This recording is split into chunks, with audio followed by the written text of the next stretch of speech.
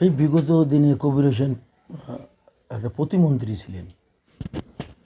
রাজশাহীর যে বাইপাসটা দেখছেন, বাংলাদেশের মধ্যে কিন্তু সর্ববৃহৎ বাইপাস এটা কিন্তু কবির হোসেনের করা। তারপর থেকে রাজশাহীতে কোনো মন্ত্রী হয় নাই। আপনারা চেষ্টা করবেন রাজশাহীতে একটা মন্ত্রী নেওয়া। মন্ত্রী ছাড়া ভাই উন্নয়ন হয় না।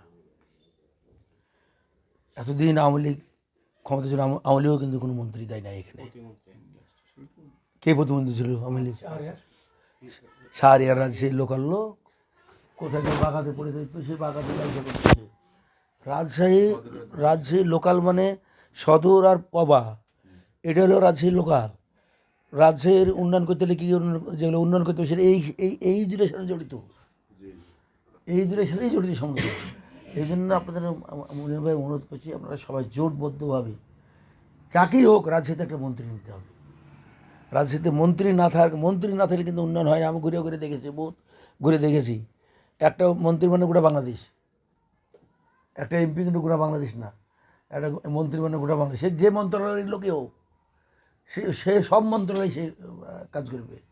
এই জন্য ভাই আপনাকে আমি অনুরোধ করে বলছি যে আমি হব না করে সবাই মিলে জোটবদ্ধ হয়ে একটা মন্ত্রী নিতে পারেছি।